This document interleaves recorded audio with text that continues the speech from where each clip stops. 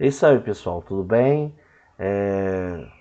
Espero que todos estejam bem também. Vamos dar continuidade às nossas aulas também dessa semana, tá? Que tem por tema a memória nas artes contemporâneas. Nós vimos aí no capítulo anterior e observamos que o resgate da memória é essencial para a construção histórica e cultural de uma civilização. Nesse capítulo vamos abordar como se dá a expressão da memória em diversas frentes da arte contemporânea. Veremos, por exemplo, que a arte visual contemporânea faz esse resgate por meio das obras em formatos não convencionais e que não ocupam necessariamente o espaço público para fazer uma homenagem ou marcar um acontecimento. Da mesma forma, vamos observar que as canções são capazes de eternizar momentos inesquecíveis. E, finalmente, veremos como as artes gráficas foram um importante instrumento do registros sociais ao longo do tempo. Vamos lá? Então aqui está dizendo o seguinte, que as artes contemporâneas, né, ela como os monumentos, ela não tem a necessidade, né, de estar em espaço público para retratar ali um fato histórico, né, de um monumento, como nós estudamos na aula anterior, não. A arte contemporânea é a arte produzida para os nossos dias, né, uma arte que tem a visão de hoje, né, uma arte contemporânea. E essa arte pode vir a ser no futuro ali, de repente, um marco, um monumento, né, mas não é esse caso. Então a obra Monumento da artista estadunidense Susan Hiller registra as placas de nomes de pessoas que realizaram atos heróicos ao longo da história. Então ali ela colocou a Hiller um mural, né, de placas com pessoas notáveis que fizeram bem para a comunidade, né, da comunidade humana, né, para a raça humana, de maneira geral, tá legal? Então, vamos olhar aqui, passando para o segundo slide, tá? E vamos aqui fazer essa abordagem no segundo slide, para que nós tenhamos, assim, um entendimento mais completo. Então, a memória nas artes visuais contemporâneas. Primeiro, você tem que saber o que é arte contemporânea. A arte contemporânea é a arte que é produzida nos dias de hoje, na atualidade. Isso daí a gente já chegamos a um consenso. Então, já vimos como a arte em outras épocas nos ajuda a lembrar da história e que há diversos tipos de monumentos que ocupam preferencialmente espaços públicos. Mas os monumentos são contemporâneos? Será que eles mantêm esse formato? É o que veremos a seguir. O monumento ele não pode ser contemporâneo, né? A não ser que ele seja feito agora. Se ele for feito no passado, ele não é contemporâneo, tá? A não ser que seja dentro daquela margem que eu falei para vocês, né? Que mais ou menos marca a história das artes, a arte moderna de 1801 a 1950. Né? Se for de 1950 para cá e foi um monumento feito no período contemporâneo, então ele vai ser contemporâneo. Se ele for moderno, ou antigo, ou clássico, aí a gente vai ver qual o período da história a qual ele pertence, tá legal? Estudando no capítulo anterior que muitos monumentos contemplavam, em sua maioria, feitos históricos, festivos e comemorativos.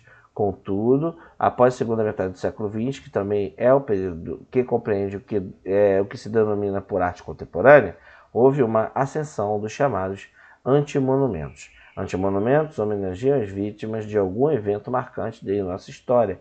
Vemos essa condição aplicada tanto nos soldados mortos no Vietnã, com um memorial, quanto no trabalho do artista alemão Gunther Deming, denominado Stolpersteine, ou Pedras de Tropeço, em Berlim. Então, ao invés dele colocar o monumento, né, em forma de escultura, ele fez placas ali, ali retratando ali as cenas daquilo que ele acha, né, daquilo que ele tem ali pela sua visão histórica contemporânea nesse período que ele vive, tá legal? Então, passando para o outro slide, outra lâmina, outro material, então nós vamos poder ver aqui também, né, aí já vem já uma história mais complexa, uma história já mais triste aqui no nosso zoom. O termo monumento vem do latim monere, que significa divertir, exortar, lembrar. Na antiguidade, a tradição da construção de monumentos esteve ligada mais à comemoração de vitórias bélicas do que à ideia de divertir. Foi depois da Segunda Guerra Mundial e, sobretudo, no contexto do processo de memorização de Auschwitz, que se desenvolveu uma estética que se tornou conhecida como anti-monumento, que, de certa maneira, funde a tradição do monumento com a da comemoração fúnebre. Desse modo, o sentido heróico do monumento totalmente modificado e deslocado para o local de lembrança, na chave da demonstração da violência e da homenagem aos mortos. Então a gente vê que o monumento, o objetivo é de advertir, trazer a reflexão. Na verdade, então em 1886 houve um marcante desastre em uma usina nuclear na cidade de Chernobyl, na Ucrânia. Diversos profissionais se empenharam para minimizar as consequências da explosão e sofreram graves consequências em sua saúde, levando muitos a óbitos. Em homenagem a esse espaço, pessoas comuns, elevou-se um monumento aos bombeiros em ação. Então, você vê que houve o desastre nuclear lá na Ucrânia, se eu não me engano, em Chernobyl, e eu vi reportagens que até hoje a água de lá sofre processo de radiação, não é próprio para beber, né? Então, assim, nem o peixe, nada, tudo é radioativo. Então, esses homens foram tentar salvar aí as pessoas, fazendo a contenção do vazamento, e elas morreram. E aí foi feito o monumento para a reflexão, né? A questão da arma química, ou a questão da energia nuclear, né? A gente deve sempre repetir, será que a gente não está mexendo com algo muito maior do que nós?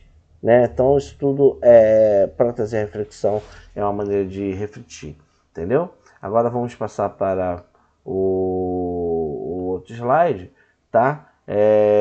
A gente vai ver aqui que não é um trabalho de reflexão meramente humana, né? Ela pode ser também por uma questão de um fato, de um acontecimento, tá legal? A gente vê aqui alguns trabalhos de Joyce Bailes, né? Que vai retratar sobre isso, tá?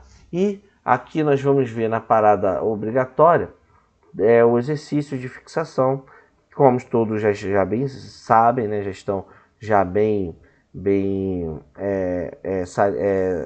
salientados, né? Cientes, né? Do trabalho. Somente três questões hoje. Então eu gostaria que vocês, dentro do nosso conteúdo, respondessem, tá? Colocasse no caderno de arte o tema, a data e tal, normalmente como uma aula normal, tá? Respondesse as questões, batesse foto, publicasse na plataforma, colocando seu nome, pessoa, sou aluno tal, o trabalho está assim, assim, assim e tal.